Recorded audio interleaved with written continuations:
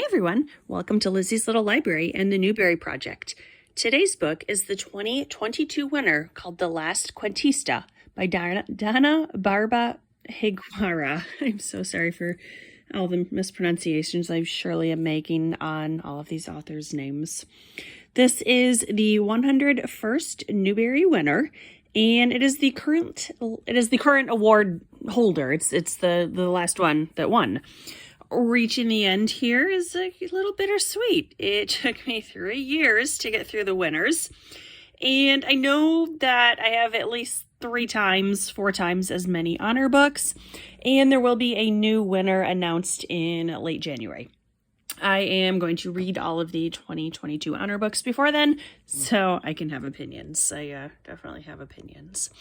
So this book, first, has a beautiful cover. I've complained a lot about current books, especially young adult and adult books, where the cover tells you nothing about the contents. Even without the Newbery seal, this book would still draw my attention. The actual book itself is printed with a different image, which is equally intriguing. And I may as well just admit my bias up front that I very much like books that are speculative fiction, post-apocalyptic, and dystopian. I'm not sure which exact slant this one will take, but I do think it's going to be right up my alley. The book begins with Lida, the grandmother, giving a necklace to the narrator, a 12-year-old named Petra. This is the 5th consecutive winner with a 12-year-old narrator. I'm okay with this. It speaks to the target audience. Petra is leaving to travel to a new planet with her parents. She would rather stay, however, where she grew up. We see on page 5, this is the grandmother talking. You know, the planet you are going to will have a son or 2 also. Look for me when you arrive. My lower lip quivers and the tears fall down my face. I can't believe we're leaving you. She wipes a tear from my cheek. It's impossible for you to leave me. I'm part of you. You are taking me and my stories to a new planet and hundreds of years into the future. How lucky I am. I really liked that. This is another book with a very strong grandparent relationship. We need more of these. Lyra's story was about Halley's Comet, which she called a fire snake who is trying to reunite with his mother, the Earth. Unfortunately, a solar flare shifted its trajectory and the departure has been moved up. Page 7. It feels wrong to be sneaking off Earth while so many are left behind. They don't even inform my parents of our destination until the day before. Dad says Pleiades had been storing their ships in a massive underground facility at the old Denver airport. And I love that the author chose the Denver airport out of anywhere in the country. I feel like she's poking fun at all the conspiracy theories that the Denver airport is a hub of the Illuminati or it has this big underground bunker or whatever. I do like the implied joke there. And then on page 9, I think of Lida and my teachers and my classmates, and I wonder what they're doing right now. I don't want to imagine them being so afraid they'd try to hide from something they can't hide from.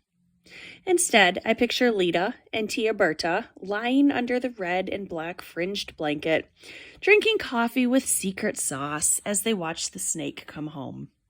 Berta, this isn't the time to be stingy. Lida would tip the brown glass bottle, pouring rich liquid of the same color into her coffee cup. I suppose you're right, Tia Berta replies. We won't have another Christmas to keep this for. Lida will make an even bigger pour into Tia Berta's cup. They'll clink their clay mugs, take a long drink, and lean back shoulder to shoulder against Tia Berta's 100-year-old pecan story. This is the story my mind will keep of them. So this story is very much about story keeping. So Petra and her family are going to a new planet named Sagan. I like the illusion, and I hope readers recognize it. In the same vein, she named her tortoise Rapido, and it feels like the author is winking at the adult readers.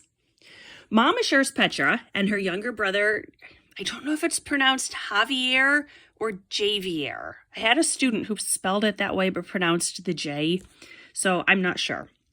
So Mom assures them that they will nap along the way to Sagan. The nap will last 380 years. Also traveling with them will be monitors to watch over them while they sleep. The monitors, however, will not be allowed alive to see Sagan. Their fate has not been explained.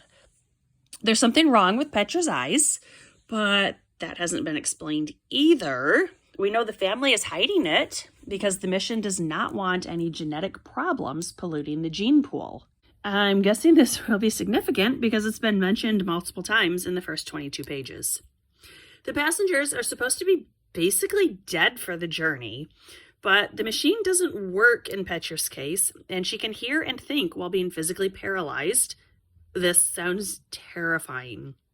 Her guide loads her pod with botany and geology lessons, as well as mythology and legends.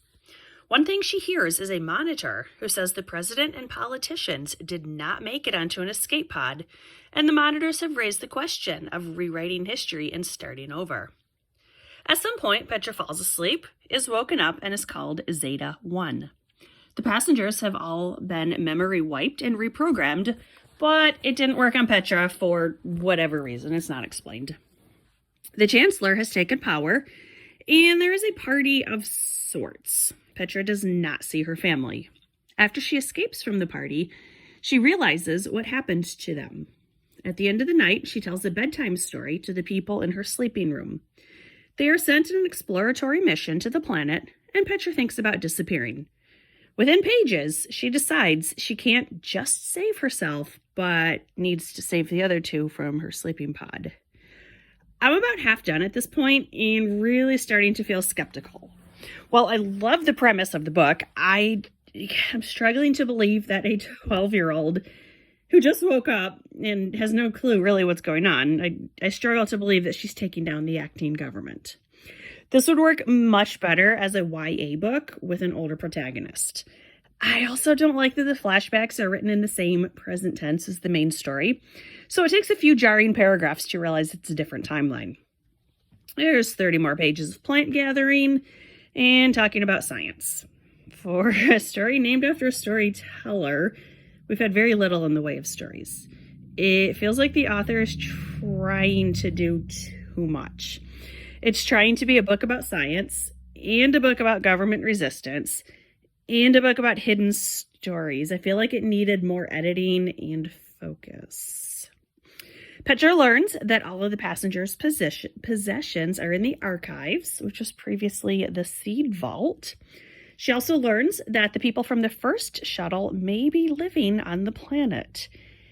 It seems like this is something the Chancellor would know or would be able to find out without using adolescents as her experimental pawns. Petra and her band of merry misfits try to escape the evil collective. Anytime she gets any pushback, her only argument is that it's for the collective.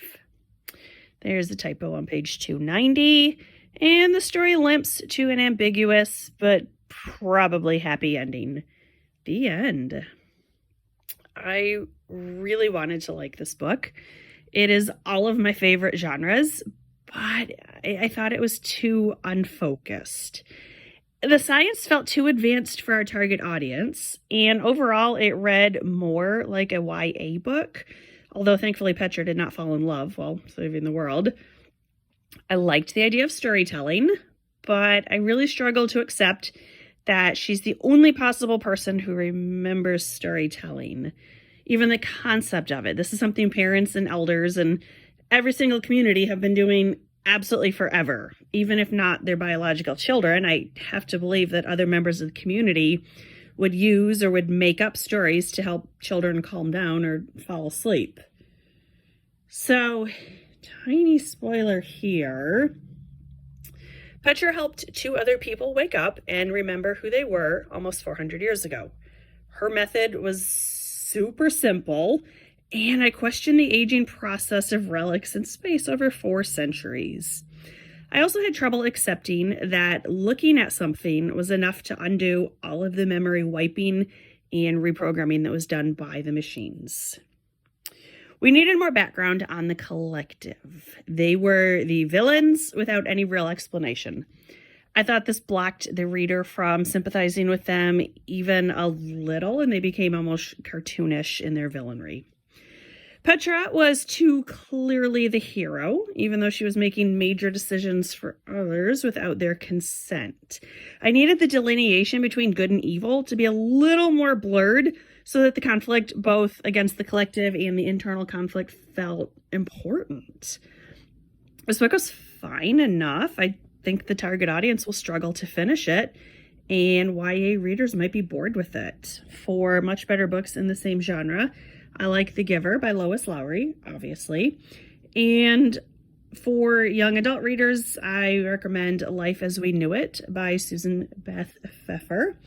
It can certainly be read independently, or there are a couple related books. I actually just learned there's a fourth book in that series, so I need to get that one on the list.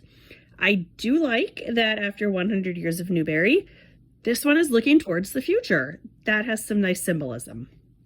The honor books this year were Red, White, and Whole, A Snake Falls to Earth, Too Bright to See, and Watercress, which also received Caldecott distinctions. The next winner will be announced in late January 2023. I'll start tackling the honor books. Thanks for watching. Bye.